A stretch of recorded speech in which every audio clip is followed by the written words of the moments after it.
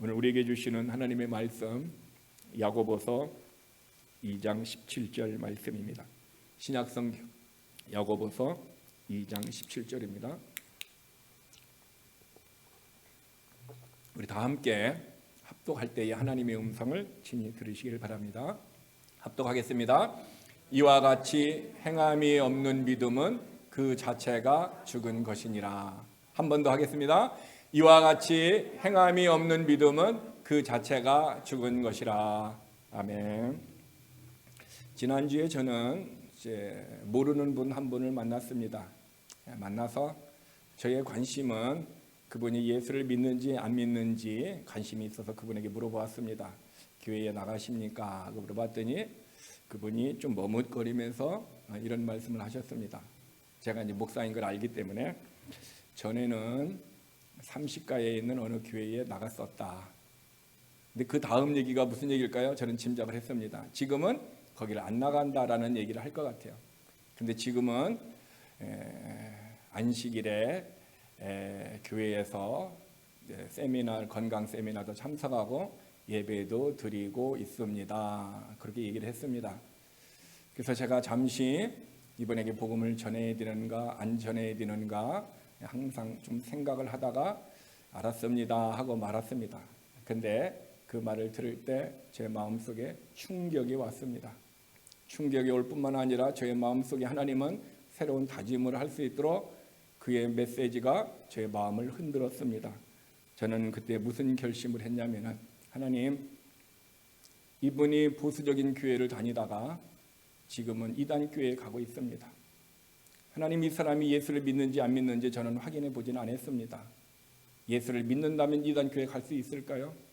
아니면 예수를 믿고 있으면서 이단 교회에 갈 수 있을까요? 하나님, 저는 잘 모릅니다. 그러나 하나님, 그분을 통해서 내게 주신 그런 감동은 이것입니다. 나와 함께, 이은종 목사와 함께 새소망 교회에서 신앙생활하는 성도는 한 명도 지옥에 빠지는 영혼이 없어야 되겠다.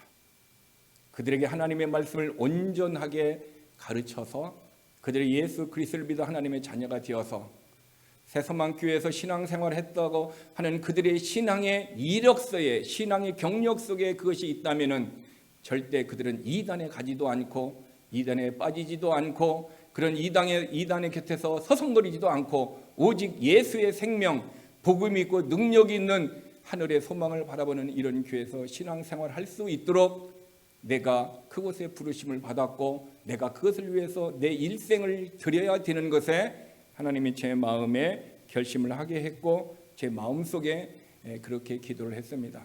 여러분, 전에도 여러분에게 말씀드렸지만은 제가 여러분들을 향한 소원이 하나 있고요, 제 자신을 향한 바라는 것이 있습니다. 여러분을 향한 소원이 1번이 이것입니다. 우리 모두가 다 새소망 교회에서 예배를 드렸다면 우리 모두가 다 천국에 다 있기를 원하는 것입니다. 목사가 왜 이것을 염려할까요? 예배를 드리는 자 중에 천국에 없을 수도 있다라는 것을 저는 알기 때문에 그렇습니다. 그러므로 예수 그리스도를 믿지 아니하면은 천국에 이를 수 없다라고 하나님은 진리의 말씀을 통해서 우리에게 가르쳐 주셨습니다. 그래서 제가 목사인 제가 성도들을 향한 첫 번째 소원이 우리 모두가 다 천국에서 하나님을 만나는 거예요. 함께 예배를 드렸는데 헌신했고 봉사했는데 집사님이었는데 근데 그 사람이 천국에 없으면 내가 그날 어떤 마음일까? 우리들의 마음은 어떨까? 또 하나, 여러분들은 다 천국에 갔는데 목사가 천국에 가지를 못했어요.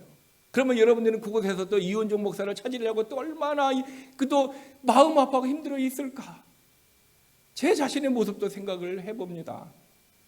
그래서 제가 우리 교회를 향한 첫 번째 소원이 모두가 다 천국에 가려면은, 그래서 목사의 책임은 여러분들에게 정확한 예수의 생명 복음을 전해줘야 되며 여러분들은 그 복음을 들어야 되고 그 복음을 성령의 감동을 통해서 믿어서 하나님의 자녀가 된 우리가 이 땅에서 서로 사랑하며 서로 예배하며 서로 하나님의 은혜 가운데 있다가 우리는 모두가 다 천국에 호련히 성령의 역사에 탁 채워 올라가서 천국에 올라가게 되는 것입니다. 또 하나 제가 바라는 것이 있어요. 제가 최고로 바라는 것이 뭐냐면은, 저는 설교를 하는 설교자이지만 제가 설교를 하고 제가 설교를 듣는 예배자이기도 하는 것입니다.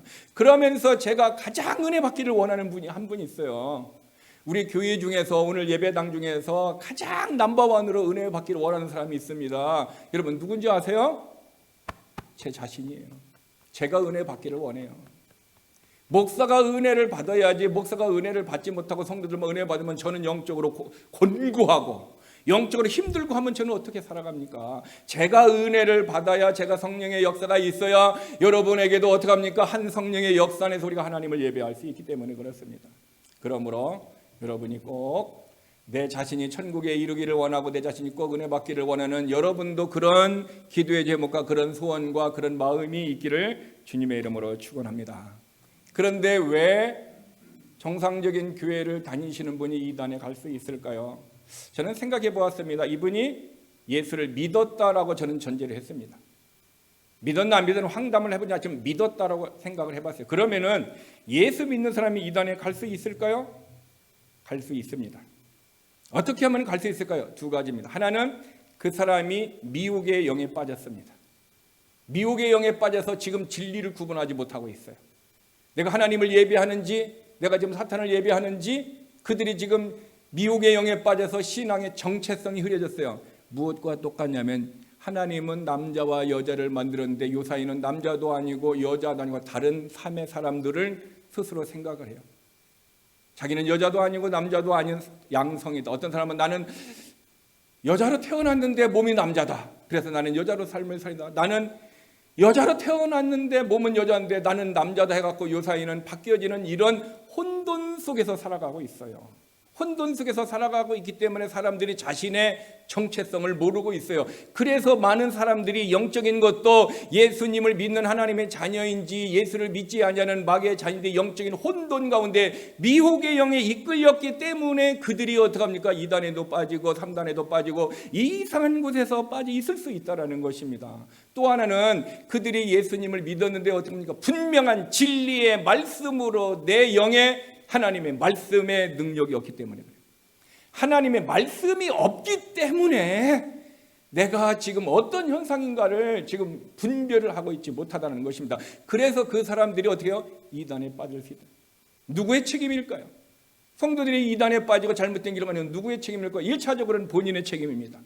본인이 예수 그리스도를 모르고 본인이 예수님을 믿지 아니하고 본인이 말씀을 공부하지 아니하고 본인이 믿음 안에 거하지 않은 1차적인 책임은 자기 자신에게 있습니다. 그러므로 왜 지옥 가느냐? 내가 죄사함을 받지 않고 내가 예수를 믿지 않았기 때문에 지옥 가는 거지, 목사님이 설교를 안 해서 누군가가 복음을 전해주지 않아서 그런 것이 아니에요. 우리는 지금 다 복음을 듣고 있고 알고 있고 예수 그리스도에서 모르는 사람이 어디 있습니까?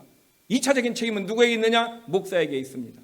목사가 그의 영혼이 거듭났는지 안 했는지 체크해보지도 않았고 그 복음을 전해주지도 않았고 복음 안 들었을 때 강력하게 당신 예수 믿지 않으면 지옥 갑니다 하고 그 사람이 기분이 나쁘다 할지라도 진리의 메시지는 전해줘야 되는데 오늘날 목사들이 침묵하고 있습니다.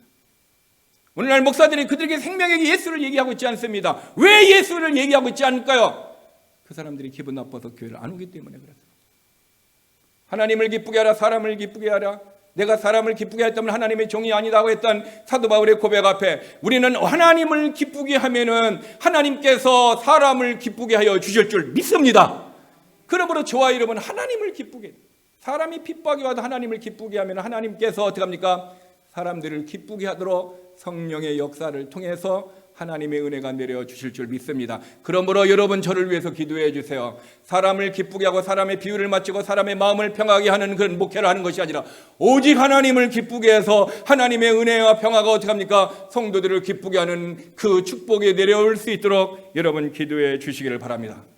여러분, 그럼 왜 많은 사람들이 신앙생활에 이 혼돈할까요? 왜 이 코로나로 말미암아 많은 사람의 믿음이 흔들리고 왜 믿음의 모습으로서 온전하게 살지 못할까요? 간단합니다. 그들은 믿음의 이센셜, 필수 불가결한 이센셜이 그들에게 없기 때문에 그렇습니다. 여러분, 우리의 신앙생활은요, 이것도 필요하고 저것도 필요합니다. 그렇지만 반드시 있어야 할 이것이 있습니다. 그것은 이센셜이고 필수 불가결한 것입니다. 둘 다 있어야 되지만 이것이 없으면 안 되는 것, 이센셜. 이것이 없기 때문에 신앙생활에 사람들이 헛된 것을 따르고 헛된 모습으로 있다라는 것이고 그 사람의 신앙생활에 유익이 없는 삶을 살아가게 되는 것입니다. 그러면 무엇이 우리들에게 신앙생활이 헛된 것이 아닐까요? 그것은 믿음이 없는 행위는 헛되다는 것을 기억하세요. 믿음이 없는 행위는 무엇을 얘기하고 있냐면 믿음이 없는 행위와 믿음이 있는 행위가 있습니다. 똑같은 행위인데 그 행위의 동기가 출발이 믿음 안에서 출발했느냐 믿음 없이 내 생각에 의해서 출발했느냐 요 차이입니다. 그래서 야고보서 2장 17절에는 행함이 없는 믿음은 그 자체가 죽은 것이다. 이게 믿음의 행함이 진짜 하나님의 역사하는 거라는 거죠. 내 안에 믿음이 없이 행한다든가 또 하나 어떻게 합니까? 내 안에 믿음이 있다고 얘기하는데 행함이 없어요. 그러면 그 믿음은 죽은 믿음, 가짜 믿음이라는 거예요. 그래서 우리는 믿음의 행위가 얼마나 중요한지 모릅니다. 믿음이 없는 행위를 가진 것은 소용이 없습니다. 그것은 내 자아를 드러낼 수 있고 내가 선한 일을 할 수 있고 다른 사람에게 내가 폼잡고 목에 힘을 주고 교만함으로 다른 사람이 얘기할 수 있는 행위는 될 수 있으나 하나님은 그 행위를 유익하게 보지 않습니다. 하나님은 그것을 어떻게 합니까? 의로 인정해 주지 않습니다. 나는 의의 모습이나 주님은 의의 모습으로 인정해 주지 않는다라는 것입니다. 그러므로 저와 여러분의 삶이 내가 밖으로 나타내는 행위의 출발이 무엇의 출발이요? 믿음의 출발이 되시기를 바랍니다. 그러면 믿음이 없으면 믿음이 올 때까지 어떻게 합니까? 기도하고 말씀을 들으면 하나님이 믿음을 주시고 그 믿음으로 말미암아 우리가 어떻게 합니까? 행함을 나타날 때 하나님은 그것을 의로 여겨주시고 우리가 그것을 통해서 믿음의 보상을 주시고 믿음의 역사를 우리에게 주시는 것입니다. 그러므로 아브라함을 통해서 얘기하는 것은 아브라함은 행위가 믿음을 증거했다 얘기하고 있어요. 그러니까 믿음의 행위이기 때문에 그의 행위가 내 안에 있는 믿음을 밖으로 증거가 보내줬다. 그러니까 믿음과 행위는 뗄래야 뗄 수 없는 거예요. 진짜 믿음과 가짜 믿음이 있는데 가짜 믿음은 행함이 없어요. 그래서 행함이 없는 그 믿음은 죽은 믿음이에요.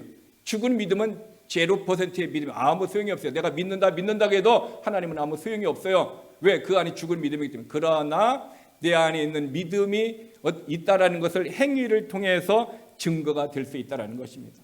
그 간단한 예로 바리새인들이 구제하고 바리새인들이 어떻게 했어요? 기도를 했습니다. 근데 그들이 구제하고 기도를 할 때 어떤 방법을 취했냐면은 많은 사람들이 있는 가운데 어떻게 합니까? 구제하고 자기 자신을 높이려고 나타내려고 이런 일들을 하고 기도할 때도 어떻게 합니까? 많은 사람이 있는 데서 기도하는 거예요. 아, 저 사람 기도하고 있구나 이렇게 한 거죠.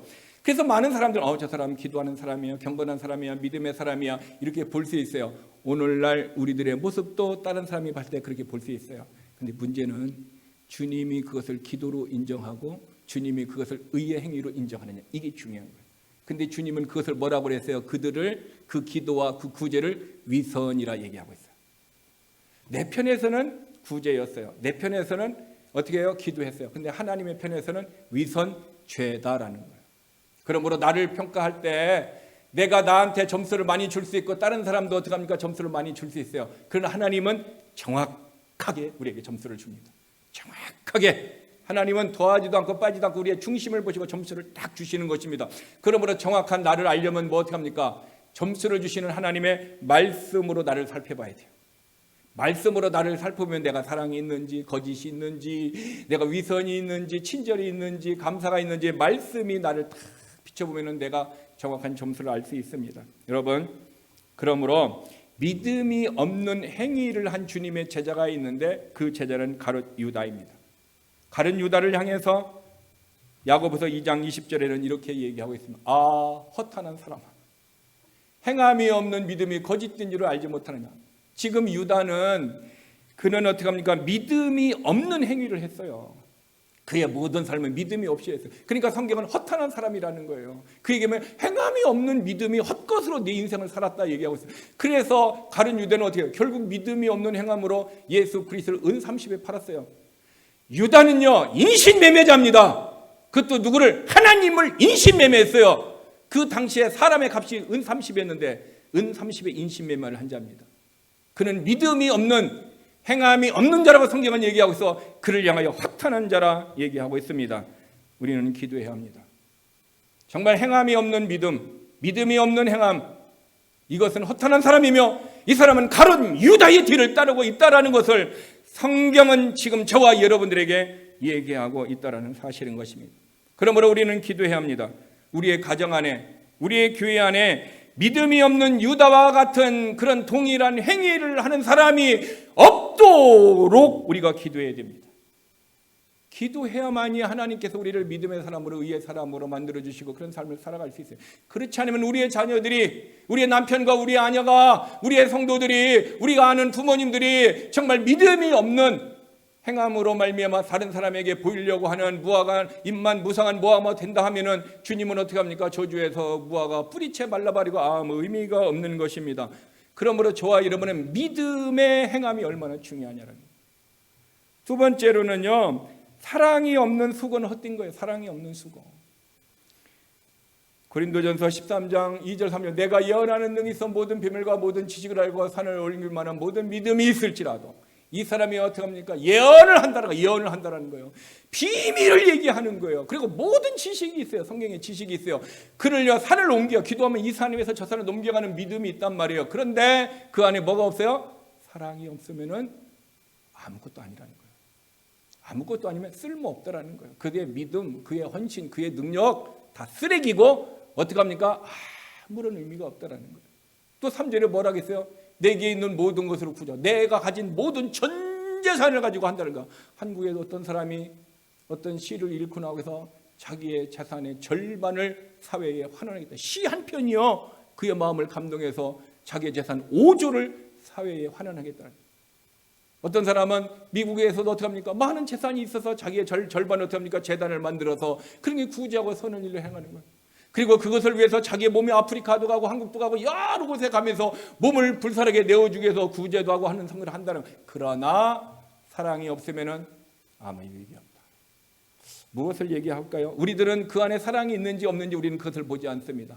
우리는 뭡니까? 그 사람에게 무슨 능력이 있고 그 사람의 어떤 믿음이 있고 그 사람에게 어떤 구제하고 그 사람이 어떤 몸을 불살하게 하는 헌신 이것만 봅니다. 그 안에 그 속에 뭐가 없어요? 사랑이 없으면은 성경은 뭐라고 얘기냐? 아무것도 아니다. 아무것도 아닌 것 하는데 사람들은 이렇게 하는 거예요. 하나님은 아무것도 아니라는 거예요. 뭐요? 하나님 속에서는 그 속에 사랑이 없으면 nothing. 근데 사람들이 이렇게 해요. 이게 인본주의와 신본주의, 하나님 중심주의와 사람의 중심이 차이가 이렇게 나는 거예요. 그래서 우리는 사랑이 없는 수고는 헛된 거라는 거예요. 여기 서 있는 목사라 할지라도 앉아있는 여러분이라 할지라도 우리가 사랑이 없으면 nothing, 아무것도 아니다라고 성경은 얘기하고 있어요. 그럼에도 불구하고 우리는 사랑 없이 어떻게 합니까? 이런 일을 하고 있다면 말씀을 알고 있으면서 헛수고를 하고 있는 거예요. 그래서 주님은 뭐라고 합니까? 바리새인을 향해 위선 얘기했듯이 우리를 향하여 어떻게 합니까? 위선 죄라고 바리새인을 향해서만 얘기하는 거예요. 저와 여러분, 우리 교회 아니면 이 나라의 민족의 많은 사람들이 할 수 있다라는 것을 우리는 말씀 속에서 나를 볼 수 있어야 된다는 거예요. 또 하나 뭡니까? 소망이 없는 게 인내는 무의미하며, 여러분 데살로니가전서 1장 3절에 보면요, 너희의 믿음의 역사와 사랑의 수고와 우리 주 예수 그리스도 소망의 인내를, 소망이 있는 사람들은요 오늘의 아픔과 고통을 어떻게 해요? 인내할 수가 있습니다. 오늘 내가 지금 초라한 집에서 비가 새고 냄새가 나고 초라한 어떤 집에서 살고 있다 할지라도 내가 어떻게 합니까? 집을 하나 사가지고 내가 한 달 후에 이사 간다 하면은 그 소망이 있기 때문에 오늘 내가 초라한 모습에 있어도 좌절하지 않냐고 낙심하지 않냐고, 왜? 그 소망이 내가 새로운 집으로 갈 수 있다라는 이 소망 때문에 오늘의 초라한 집에서 이길 수 있어요. 즉 다시 얘기하면 저와 여러분은 우리의 영원한 집은, 영원한 삶이 있는 사람, 천국의 소망이 있는 사람은 오늘의 삶의 아픔과 고통과 역경이 있어도 그 소망 때문에 오늘의 고난을 이기도록 성령님이 능력을 주실 줄 믿습니다. 그러므로 저와 여러분이 소망이 없으면 우리의 인내가 어떻게 합니까? 얼마나 지치고 얼마나 힘들고 얼마나 어렵나라는 것입니다. 그래서 야고보서 1장 3, 4절에는 믿음의 시련이 인내를 만든다. 그 다음에 소망을 통하여 인내를 가지고 완전하게 한다 얘기하고 있어요. 여러분, 우리에게 시련이 옵니다. 인생에 시련이 오고 고난하고 역경이 온다. 이게 믿음의 시련이라는 거예요. 이 시련이 왔을 때 우리가 어떻게 되냐? 인내해야 된다. 인내.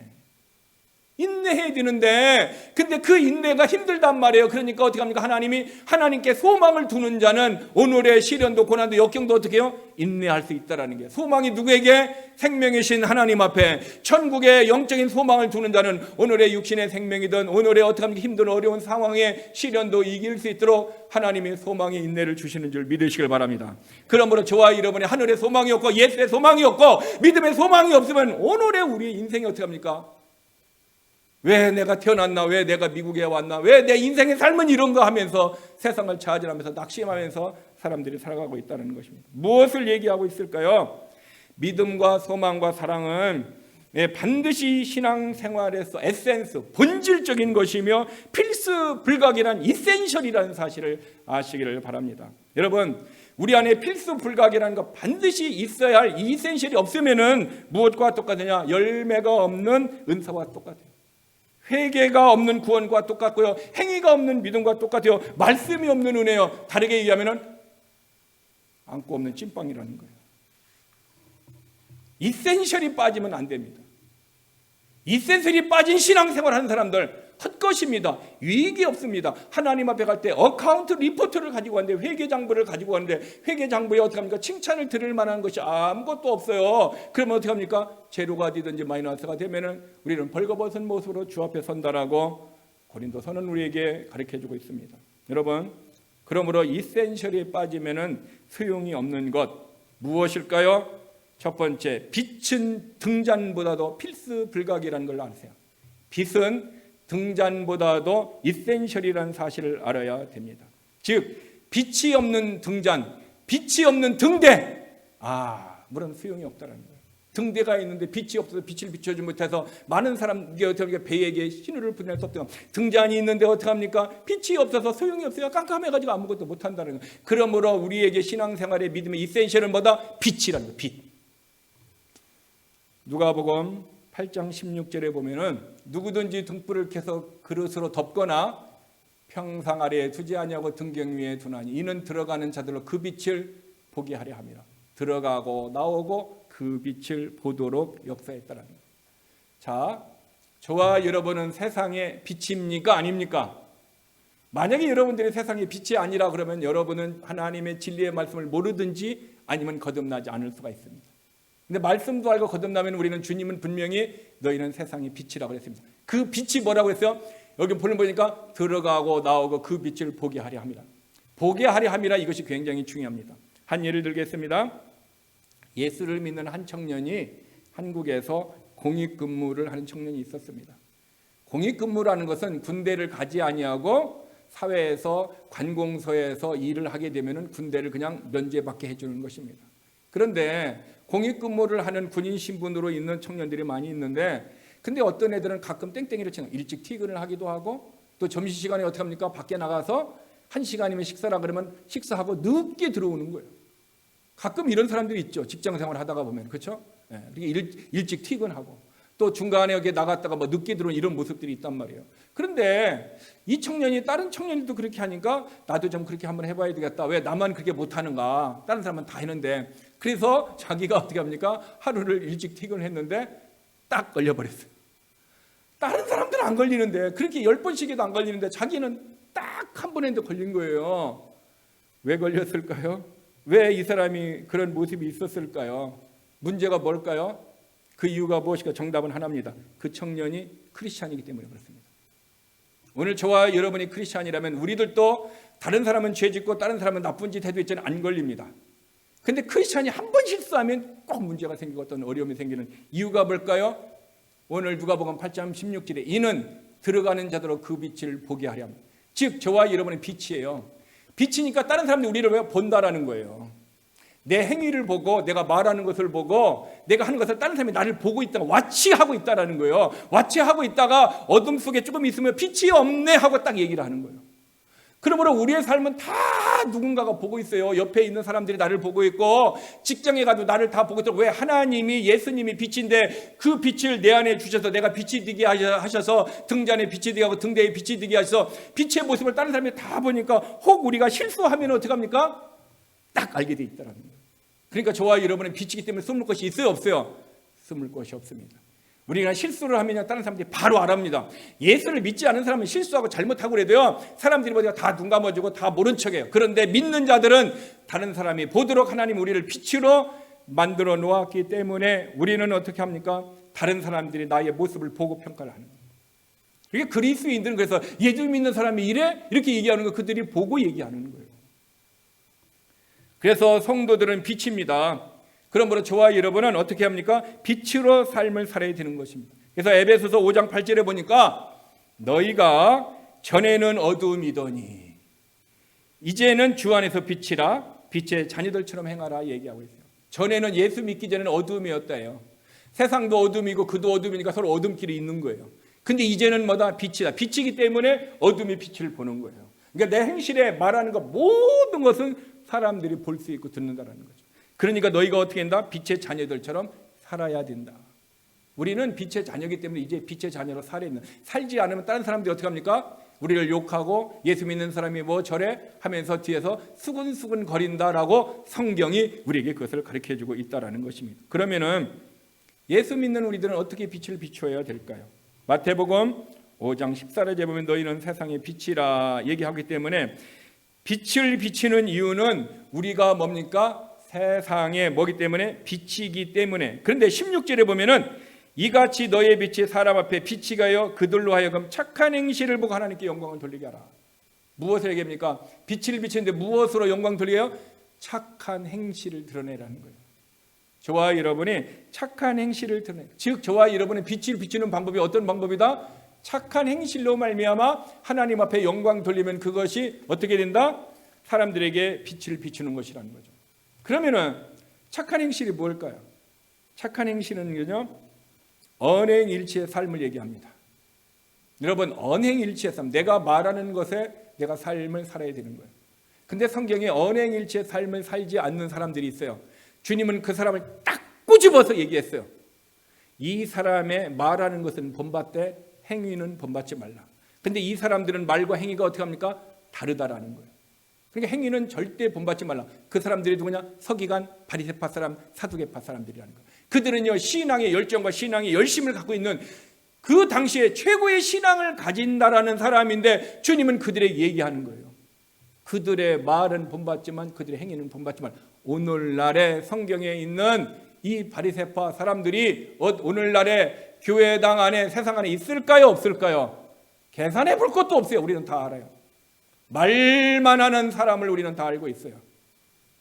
그 사람이 목사일 수도 있고요, 장로일 수도 있고 집사일 수도 있고 누구일 수도 있습니다. 말은 하는데 행함이 있지 않습니다. 그러므로 착한 행실이라는, 빛을 비치는 착한 행실이라는 것은 언행일치의 삶을 얘기하는 것입니다. 그래서 마태복음 5장 19절에 보면은 행하며 가르치는 자가 되라는 거예요. 너도 행하면서 가르치는 자가 되라. 즉 하나님의 계명에 순종해야 된다는 것을 우리에게 얘기하고 있습니다. 자, 그러면은 언행일치의 삶이 되지 않으면 우리의 삶은 어떻게 될 수 있다? 그 사람은 의로운 삶을 사는 것이 아니라는 거예요. 하나님의 나라는 여기 있다 저기 있다가 아니라 너희 가운데에 있는데 의와 희락과 평안이라 얘기하고 있어요. 내 안에 의가 없다는 얘기는 어떻게 삽니까? 불의로 살아가는 거예요. 입술이 불의합니다. 입술이요, 비방하고 시기하고 다툼하고 더럽고 추하고 악한 일들이 입에서부터 쫙 나옵니다. 그것이 행위에서도 쫙 나옵니다. 언행일치의 삶을 살지 않는 사람은 이런 불의한 삶을 살게 되어 있습니다. 누가 불의한 삶을 살고 있는지 우리는 특별히 사람을 조사하지 않아도 내 앞에 사람만 봐도 이 사람이 의의 사람인가 불의의 사람인가 우리는 쉽게 구분할 수 있는 이 시대에 살아가고 있습니다. 어쩌면 우리는 옆에도 볼 필요 없고 이쪽도 볼 필요 없고 앞에도 볼 필요 없고 뒤로 볼 필요 없어요. 어떻게 봐요? 이렇게 보세요. 이렇게. 바로 착한 행실이라는 것은 하나님 앞에 의가 되는 삶인데 언행일치의 삶. 그러면은 두 번째로 착한 행실의 삶이라는 건 언행일치의 삶뿐만 아니라 우리가 뭡니까? 사랑하는 삶을 살아가는 거예요. 문제는 사랑이 내 안에 없으면 사랑하는 삶을 살지도 못하고 사랑이 내 안에 없으면 우리는 언행일치의 삶을 살지 못합니다. 중요한 것은 내 안에 사랑이 있어야 돼. 근데 하나님은 사랑이라 그랬어요. 내가 예수 그리스도를 믿으면 하나님은 내 안에 계시고 사랑이 내 안에 있습니다. 문제는 사랑이 나를 통하여 밖으로 나타나야 되는데 입술의 열매를 통해서 나타나고 행위를 통해서 나타나고 성품을 통해서 나타나고 무엇을 통해서 내 안에 있는 사랑이 있으면 내가 예수를 믿으면 그 사랑의 모습이 착한 행실을 통해서 다른 사람에게 나타나게 돼 있습니다.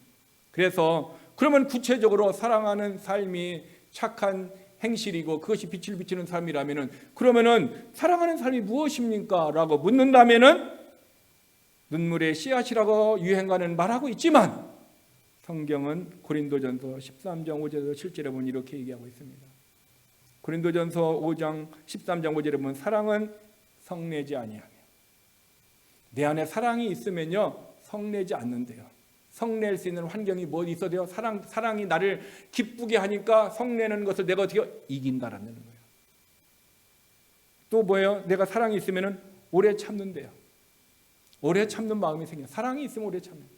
사랑의 삶이 오래 참는 거예요. 그래서 언행일체의 삶이 이루어지고요. 또 사랑이 있으면 시기하지 않는데요. 우리 삶에 누군가가 좋은 집을 사고 좋은 차를 사면 내 마음속에 기쁘고 즐겁고 행복한 사람이 있는가 하면 어떤 사람은 말은 않고 침묵하고 있어요. 근데 침묵하는 사람 마음을 갑자기 들어보면 어떡합니까?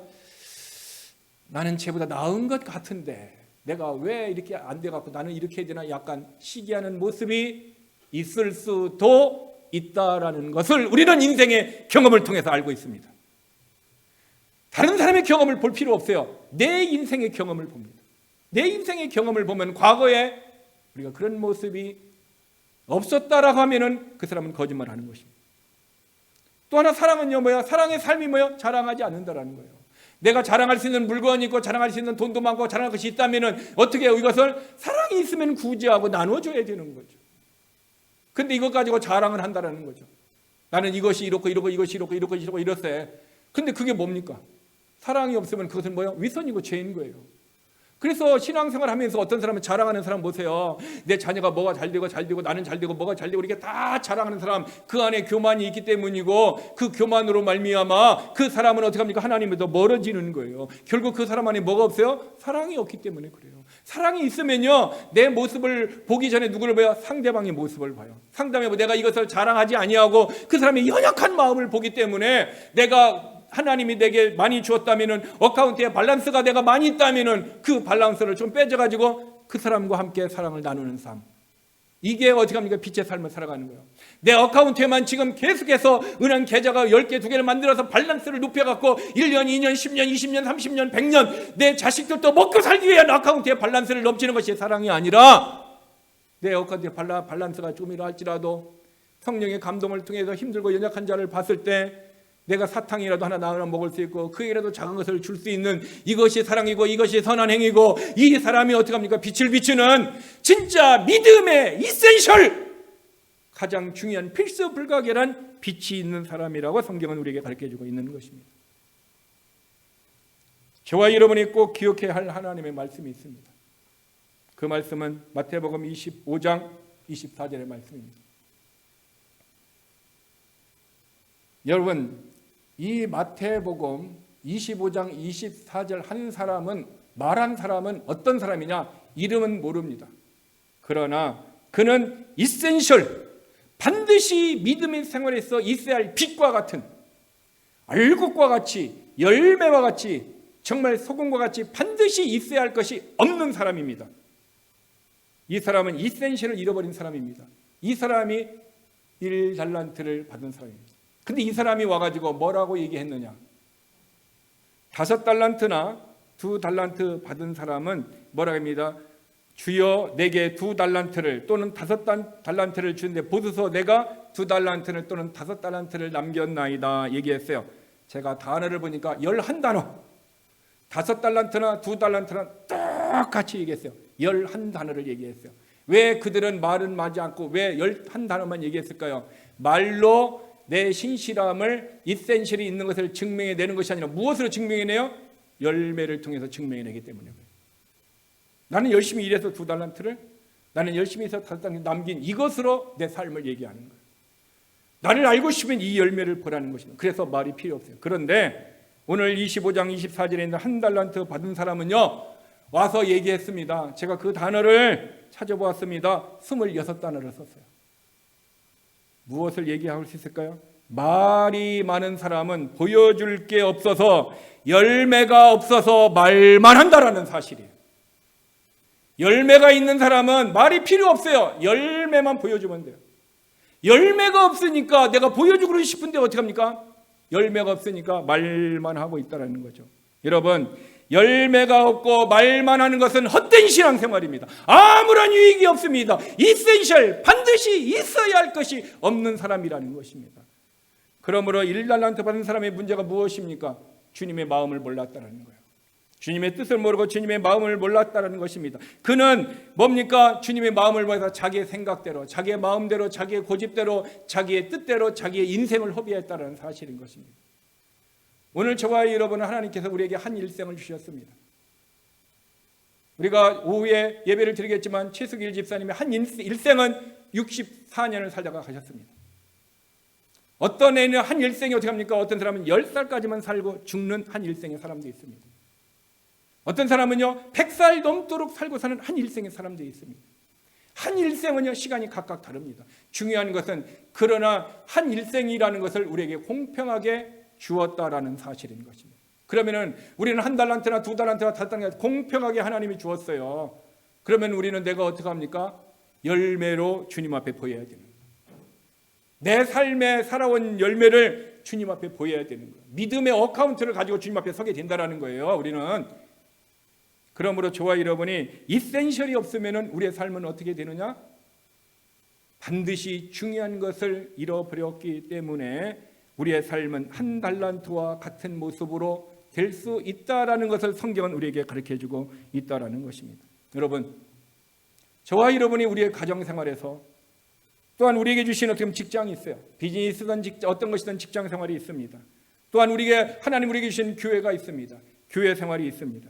또한 우리는 인간관계가 있습니다. 그런데 우리의 착한 행실은 언행일치요 사랑의 삶을 살 때 빛이 비춰지는 것이고, 그런 삶을 살 때 우리는 1달란트와 같이 이센셜을 잃어버린 그런 모습으로 주 앞에 서지 않고 하나님 앞에 착하고 충성된 종의 모습으로 열매를 통해 보이고, 하나님은 그 열매를 우리에게 보시고 은혜를 베풀어 주실 줄 믿습니다.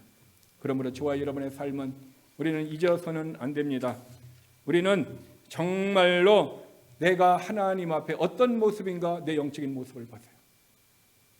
그리고 내 모습이 1달란트와 같은 이센셜이 없는 형식에 의해서, 내 생각에 의해서 내가 살았다 그러면은, 오늘 내 영적인 모습을 말씀을 통해서 비춰보았다면은 내 모습 이대로 가지고 주님 앞에 나가는 자가 되기를 바랍니다.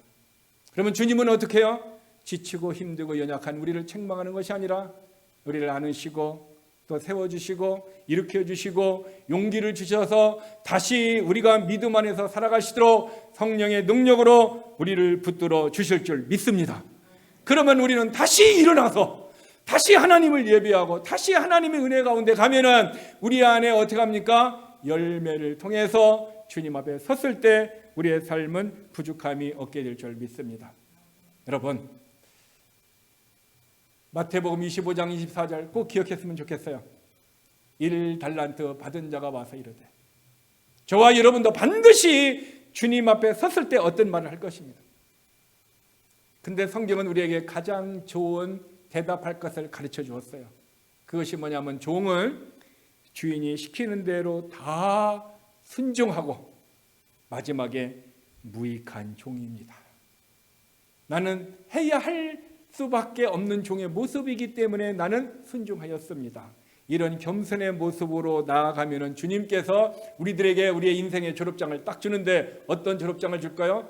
착하고 충성된 종, 내가 작은 일에 충성했음에 내가 너에게 많은 것을 맡긴다. 이 졸업장이 하나가 있고, 또 하나의 졸업장은 어떻습니까? 악하고 게으른 종.